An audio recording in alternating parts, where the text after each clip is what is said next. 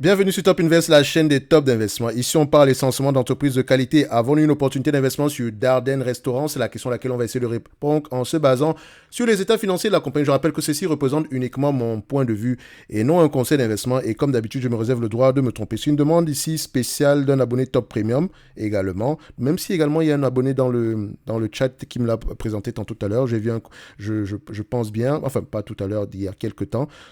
On va l'analyser ici du point de vue quantitatif. Je rappelle que le lien vers le service Top Premier dans l'édition de la vidéo, ainsi que la Top Newsletter qui est gratuite. OK?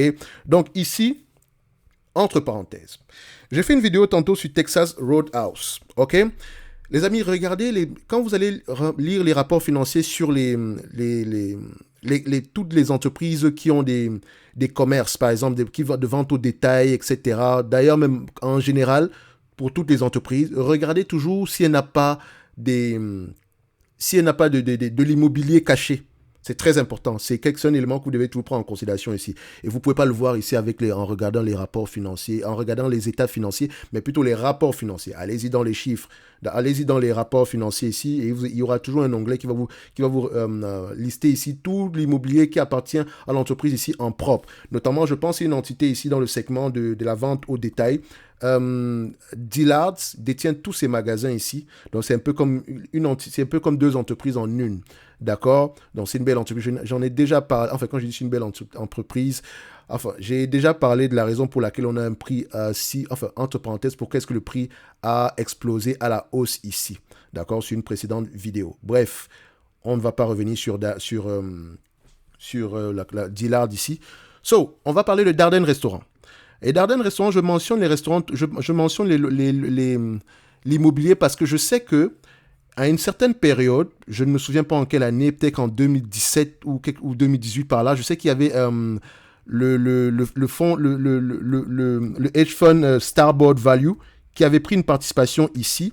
Et c'est un fonds ici, ce sont des activistes. Donc quand ils prennent une participation ici dans l'entreprise, ils demandent à peu près des changements. Et leur raisonnement ici était basé sur le fait que l'entreprise détenait énormément d'immobilier en propre. Donc, qu'est-ce qu'ils allaient faire? Ils allaient faire ce qu'on appelle un sale and leaseback.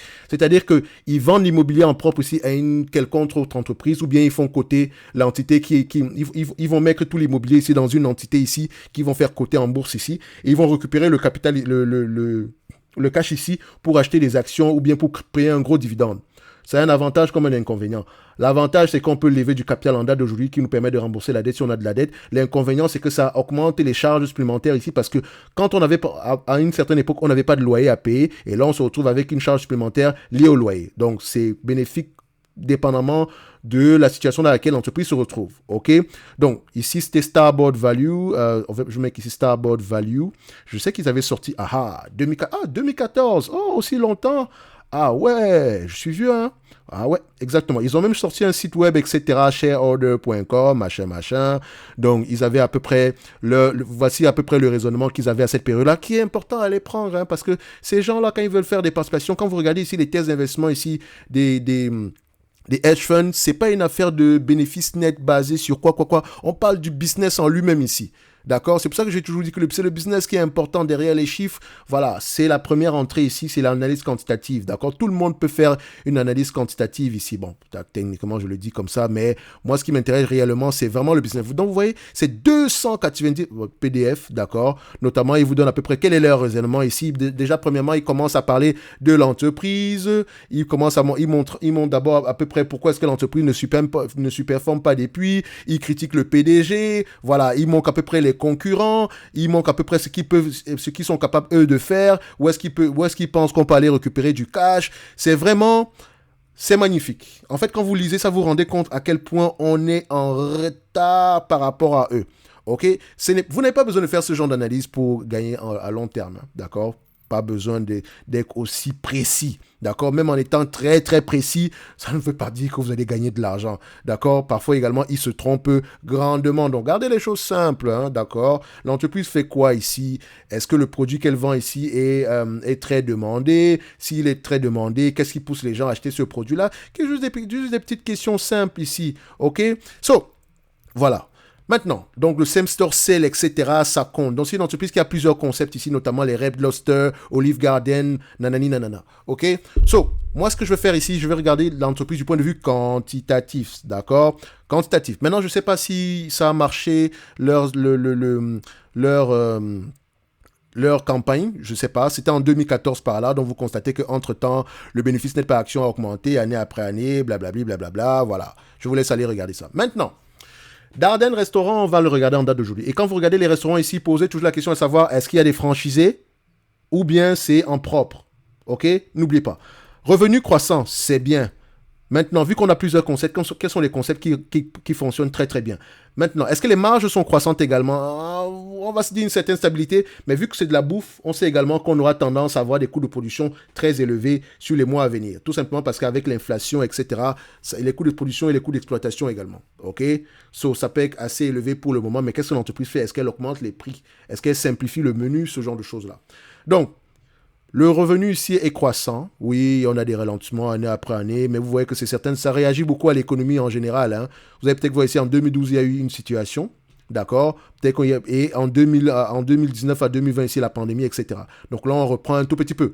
OK? Donc c'est pour ça que quand je regarde à peu près la croissance ici, si on regarde à long terme, on a une certaine croissance. D'accord? On a une certaine croissance. Mais si on prend par rapport au plus haut ici et qu'on fait la moyenne, voilà, vous allez voir que c'est quelque chose d'assez modeste. Généralement, c'est à peu près, on a une croissance au moins au-dessus de l'inflation. On va le dire comme ça. Donc, revenu, marge brute, ok, c'est, voilà, c'est un peu en dents de, enfin, c'est un peu décroissant sur les dernières années. Donc, on a perdu 3% ici, mais ça peut être il y a peut-être une bonne raison derrière. On sait également ici inflation, etc. Maintenant, EBITDA, est-ce que l'EBITDA est stable au moins? OK, en termes de marge EBITDA ici, qu'est-ce qu'on observe? Marge EBITDA ici en yearly, on voit plutôt que les marges EBITDA ont tendance également à voilà, être un tout petit peu stable, d'accord? Voilà, ça va. On regarde du 12-13% par là, ça va. OK? Maintenant, net income et free cash flow, est-ce qu'on parle le même langage? Je prends les net income ici et free cash flow, je les mets sur le même graphique, on essaie de voir qu'est-ce que ça donne. On constate ici que les free cash flow et les net income parlent le même langage. Essentiellement ici, elle n'a pas perdu d'argent en 2020, elle a plutôt gagné de l'argent, d'accord? Peut-être moins que d'habitude, mais vous voyez que l'entreprise ici, voilà, tant bien que mal, elle gagne de l'argent et ça a tendance à être assez croissant. OK, donc ça dit que les net income peuvent avoir tendance à aller dans le même sens que les free cash flow. Maintenant, au niveau de la dette nette ici, est-ce qu'on a une dette nette qui est stable ou décroissante? On voit une dette nette ici qui explose à la hausse. Pourquoi? Est-ce qu'on a fait une acquisition? Point d'interrogation. Non. Qu'est-ce qui s'est passé ici? Est-ce qu'on a fusionné avec une entité? Je n'en sais rien, mais cette grosse dette-là m'inquiète un tout petit peu. Et là, par contre, il faut vérifier la qualité de cette dette-là. Court terme, est-ce qu'on a des taux d'intérêt à court terme, les taux d'intérêt, excusez-moi, est-ce qu'on a des taux d'intérêt fixes, enfin, quelle est la part ici de la dette qui est à taux d'intérêt ici fixe ou variable? On aimerait bien avoir des taux d'intérêt fixes en date d'aujourd'hui. OK? Quand on regarde ici la dette nette, voilà, ici on me mentionne qu'on a une dette nette de 480 millions. Donc ça m'inquiète un tout petit peu. Donc il semblerait que cette dette nette ici est peut-être questionnable. On a peut-être fait un spin-off ici, je n'en sais rien. Mais la façon de présenter la dette nette ici m'intrigue un tout petit peu. On ne peut pas quitter de 600 millions à 5 milliards directement ici. Il y a quelque chose qui ne va pas. Il y a quelque chose qui doit être pris en considération ici. Donc, pour la dette nette, on va mettre point d'interrogation. Et vous savez à peu près combien est-ce que vous pouvez aller vérifier ça. Je vous encourage à aller lire les rapports financiers ici. OK? Donc, ici, je peux le faire, mais bon, voilà, je vais le laisser comme ça. Vous êtes déjà des experts, les amis. Je sais que vous êtes des experts. Donc, vous allez regarder dans les rapports financiers directement et vous allez trouver l'information. OK? Donc, ici, vu que les net income, les free cash ont tendance à aller dans le même sens, on prend les margins de net income ici, on essaie de voir à peu près quelle est la marge moyenne ici. D'accord? On sait qu'il y a certaines années, ça sera bien, d'autres moins bien, mais voilà, le business rapporte à peu près la même chose. Voilà, quelque chose, il y a à peu près une instabilité qui se dégage. 6% ici, est-ce qu'on peut se dire judicieusement, sur les 20 dernières années, c'est 6%? Sur les 10 dernières années, c'est 7,17%. Sur les 5 dernières années, c'est 8,38%. Donc, vous voyez que ça fluctue un tout petit peu. D'accord? Parfois, on a ici du 8%. Après, on redescend. Là, on a du 9%. Qu'est-ce que je vais prendre ici? J'aurais tendance à rester sur les 5 dernières années à 8,38%, tout en sachant que en termes de PER, je ne vais pas aller à plus de 17 fois les bénéfices, même si on a une certaine croissance des revenus ici. D'accord? Je prends les PER sur les 8 prochains, je prends la marge sur les 5 dernières années, tout en sachant que si les marges diminuent ici, c'est peut-être par rapport à la l'augmentation ici du prix des matières premières, d'accord, et ainsi que, enfin, quand je dis les matières premières ici, c'est essentiellement les coûts de la bouffe ici, hein, et également ici le prix les coûts d'exploitation ici, d'accord, les employés, etc. OK? So, ici, qu'est-ce que ça va donc me donner? Je prends 8,38%. En termes de croissance ici des revenus, est-ce que c'est un business assez stable? Ouais, c'est vraiment du 50-50. OK? J'aurais tendance déjà à me limiter sur les 12 derniers mois. OK? Me dire qu'OK, au pire des cas, on aura tendance à revenir à peu près à des revenus moyens aux alentours de cette somme-là. OK? Qu'est-ce qu'on observe ici en termes de marge? Qu'est-ce que ça va me donner ici? Enfin, sur les 12 derniers mois ici, on a à peu près 10 milliards 500, on s'attend à peu près à du 11 milliards par là, ok. Je vais déjà prendre le 10 milliards 500, disons même que je vais me limiter à 10 milliards par là, si on a 11 milliards, tant mieux, ok. Donc, je n'ai pas envie d'avoir précisément raison, mais le moins tort possible. 10 milliards ici multiplié par 8 points, 8 points combien 8,38, ok, ça reste une estimation, ici je mets 8,4, ça ne dérange pas non plus, on a 840 millions ici, 840 millions multipliés ici par combien de fois les bénéfices, je vous ai dit, moi je reste aux alentours de 17 fois les bénéfices par là, ok, ça ne veut pas dire qu'elle ne peut pas s'échanger à plus que ça, elle peut même aller aux alentours de 20 fois les bénéfices, mais je prendrai 17 fois les bénéfices ici, ok. Mon raisonnement peut également être biaisé par rapport à la perception que j'ai sur l'environnement actuel. Ok, donc on tombe aux alentours de 14 milliards 280. Moi, la dette nette, je n'enlèverai pas la dette nette ici parce qu'elle est questionnable ici. Ok, on n'a presque rien ici en termes de dette nette par rapport à zone bourse. Et ici, on a quelque chose d'assez démesuré. Donc, on va plutôt rester sur les lignes de côté. Donc, admettons qu'il n'y a pas de dette nette ici, divisé par le nombre d'actions. On a à peu près une entreprise ici. Est-ce qu'elle rachète ses actions? Elle rachète massivement ses actions, soit à peu près 122,5. Je vais mettre ici à 123 millions d'actions, divisé à peu près par 123 millions. Donc, on a à peu près une entreprise qui devrait coter aux alentours de 116 $ à l'action. Ok, est-ce que ça veut dire que l'entreprise est surévaluée ici aujourd'hui? Attention, j'ai pris des revenus de 10 milliards ici, je dirais qu'on a un peu un niveau assez élevé. Ok, légèrement. Si on a 840 millions ici que l'entreprise peut rapporter, d'accord, par rapport à la capitalisation boursière actuelle, disons de 19 milliards 520, on a un rendement sur coût de près de 4%, soit à peu près 25 fois les bénéfices en date d'aujourd'hui. Oui, on rachète les actions, mais n'oubliez pas que l'environnement actuel demande une certaine prudence, notamment par rapport à ces entreprises-là. Ok, donc je veux dire que c'est un peu élevé en mon goût. Ok, vaut mieux rester sur les lignes de côté, mais c'est une belle entreprise à avoir en portefeuille. D'accord, dans sa watchlist. OK? Donc, évidemment, pour ceux qui ont eu la chance d'acheter l'entreprise ici aux alentours de 50, dormez sur vos deux oreilles. Ceux qui l'ont eu à une centaine de dollars, ça va. Ceux qui l'ont eu à 80 $, ça va. 60 $, donc tout en dessous de 100 $, c'est bien. D'accord? C'est correct. D'accord? Sauf si ça se rapproche plus du 70 $, 80 $ par là, c'est même parfait. D'accord? 70, entre 80 et 50 $, c'est parfait. Mais aujourd'hui, je veux dire, est-ce qu'il n'y a pas une meilleure opportunité sur le marché? Point d'interrogation. Ok, allez-y, il serait important d'aller regarder cette affaire de dette nette là. Ok, je pourrais même aller regarder ça ici aujourd'hui, parce qu'en fait, ça me dérange généralement de chercher une information, de me poser une question ici et de ne pas avoir la véritable information. Donc, je prends ici Investor Relation, comme je dis toujours, je vais sur Financial, je vais sur... je vais regarder le SEC filing directement. Ok, je vais regarder ici, je prends le 10Q. D'accord, donc je prends ce qui est actualisé en date d'aujourd'hui, je prends ça en PDF. Ok, je vais aller chercher le tableau de la dette nette. Donc le 10Q ici, c'est à peu près le rapport financier trimestriel ici, le dernier rapport financier trimestriel, d'accord. Donc ça date ici du 26 du mois de février ici, d'accord. Donc on continue ici, je vais aller regarder rapidement le balance sheet. Ok, donc histoire ici de voir à peu près où est-ce qu'on en est. Donc je pense que je l'ai raté un tout petit peu plus haut. Tac, tac et tac. Donc on vous met également ici ce que Olive Garden rapporte, etc. Les revenus par rapport à leurs différents ici concepts. Ok, donc on monte un tout petit peu. Tac, tac. Le nombre de magasins également ici. Le balance sheet est où? Il est où?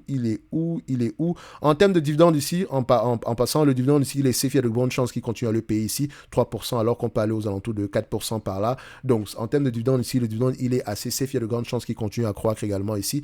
Et on va aller regarder ici, qu'est-ce que ça produit ici en termes de dette nette. Voilà. Ici, voilà. Ok, la dette ici, elle est où? Voilà, je vois ici, oh, voilà, operating lease. Je ne prends pas en considération les loyers, moi. Pour moi, les loyers, ça ne représente pas une dette, c'est une charge financière, certes, mais ça ne se repaye pas comme la dette ici. Généralement, on paye le loyer sur la partie opérationnelle du bilan. Donc, au niveau du testament of cash flow ici, vous allez payer, vous allez mettre une partie ici de côté pour les loyers, d'accord, quelque part dans ces éléments-ci. Vous allez mettre ça, ou bien ici, je pense bien pour les loyers. Mais derrière, donc, au niveau des cash flow, des operating cash flow, c'est à ce niveau ici qu'on paye des cash flow from operation, c'est à ce niveau ici qu'on paye la dette, ok? De l'autre côté ici, au niveau de la partie testament of cash flow, donc la partie ici du compte des résultats, c'est à ce moment-là, c'est à ce niveau-là qu'on paye à peu près les intérêts sur la dette. Et ici, au niveau des cash flows, on paye la dette, le principal sur la dette. OK?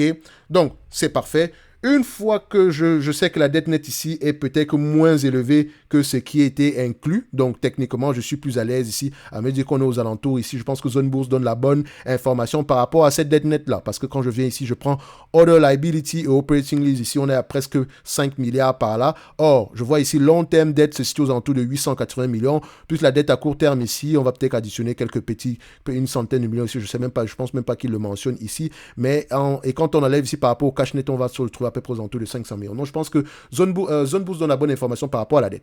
OK? Donc, elle n'a pas une dette nette elle n'a pas une dette nette très élevée ici. OK? Donc, il semblerait-il que peut-être ici, elle a donc vendu certains de ses actifs ici parce elle détenait du real estate ici. Et comme je l'ai mentionné ici, vous pouvez rechercher ce PDF-ci de Starboard Value. Vous avez vu comment est-ce que j'ai fait pour y accéder. Je tape ici Darden Restaurant, Starboard. Vous allez voir, c'est le premier ici. Ou bien je peux taper PDF et je tombe dessus. OK? Donc, on peut voir ici que How Hedge Fund Save Olive Garden by Making It blablabla, blablabla. On vous montre ici. Donc, sans doute qu'ils ont dû gagner ici le proxy. Donc, peut-être que ça a bien fonctionné. Quelle est la stratégie qu'ils ont utilisée ici, etc. Bref, c'est intéressant. Moi, j'aime bien lire ce genre de choses aussi, donc avec Jeffrey Smith, etc. Donc, ils ont dû gagner ce proxy-ci. Et ça peut être intéressant de voir ici quel était le raisonnement qu'ils ont eu ici et comment est-ce que ça s'est passé après. C'est comme ça qu'on apprend, en fait. Apprenez des erreurs des autres, apprenez également des succès des autres. Il ne suffit juste pas de dire que oh, tu l'as acheté à combien, montre-moi ton portefeuille, j'achète la même chose. Non, le raisonnement derrière qui est important. OK? Et ici, vous avez un exemple de à quoi ça ressemble une analyse fondamentale approfondie. Vous n'avez pas besoin de faire la même chose, hein, techniquement. Vous n'avez pas besoin de faire la même chose parce qu'ici, ces gens-là, ils ont également de l'aide ici par rapport. Ça demande beaucoup de moyens pour le faire, ok? Parce qu'on va engager ici des consultants, des choses comme ça. Il faut aller voir la concurrence, parler au management, etc. Bref, simple. En connaissant l'entreprise, l'environnement macroéconomique ici, à peu près, quels sont les problèmes que cette entreprise ici rencontre. Peut-être qu'ici, il y a trop de choix au niveau des menus. D'accord? Simplifier le menu ici également peut être un avantage concurrent, peut être un avantage énorme ici. Vous allez aller dans un magasin, par exemple, ça me rappelle un truc. Je suis allé dans un restaurant de pizza ici et il y avait peut-être 100 pizzas sur le menu. Je dis, mais pourquoi est-ce que autant de choix? Simplifier le menu, même si la pizza à la base, la formule est la même, sauf que c'est juste le top qui change ici, donc ce qu'on met au-dessus, etc. Mais voilà, je dirais peut-être qu'on gagnerait plus de temps ici, parce que ça prend plus de temps pour les clients ici de commander, parce qu'ils ne savent pas. Il y a beaucoup d'informations ici. Donc je me disais, mais pourquoi est-ce qu'ils ne réduisent pas ce menu-là? Une page, c'est correct. Prenez les pizzas qui fonctionnent et laissez le reste ici. OK? Mettez juste ça en option. D'accord? Donnez 2 menus aux gens, par exemple. D'accord? Un menu simplifié et un menu compliqué. OK? Vous voyez ce que je veux dire? Bref, c'est une idée que j'avais ici aujourd'hui, parce que ça reste ici un avantage. C'est pour ça que quand vous allez dans les fast-food, le menu est simplifié, la base, ok? Tu veux manger quoi? Burger, c'est écrit là. Burger avec quoi? Arachide, je sais pas. Bon, c'est vrai qu'il n'y a pas de burger avec arachide ici. C'est un exemple, en fait. Moi, j'ai un problème quand je vais dans un restaurant. Je n'aime pas les menus qui sont trop longs. D'accord? J'aime ça. Et c'est pour ça que, par exemple, avant d'y aller, je regarde déjà ce que je vais manger pour gagner du temps. Tout le monde gagne du temps. OK? Les clients passent moins de temps sur la table ici parce qu'ils sont servis rapidement ici. D'accord? Tout le monde est gagnant. Tout le monde est gagnant et ça vous permet aussi de faire tourner rapidement. OK? Donc, il n'y a pas énormément de queue ici, surtout sur le restaurant ici, est très demandé. Bref, on va se limiter là. En lien dans la description de la vidéo ici, vous avez le lien vers le service Top Premium ainsi que vers la Top Newsletter ici. Un like, un abonnement, ça fait toujours plaisir. Darden Restaurant mérite ici aller dans une watchlist. OK? C'est une belle entreprise. On va se dire la vérité. Mais sauf que le prix actuel, pour moi, non. Je pense qu'on pourrait attendre mieux que ça. Tout ce qui est en dessous de $100 pourrait être assez intéressant ici. En date d'aujourd'hui, vaut mieux rester sur les lignes de côté, selon moi. En tout cas, ce n'est pas un conseil d'investissement. Je me réserve le droit de me tromper. Ici, c'est juste pour susciter de l'intérêt et du questionnement. Donc, allez lire vos rapports financiers. Merci.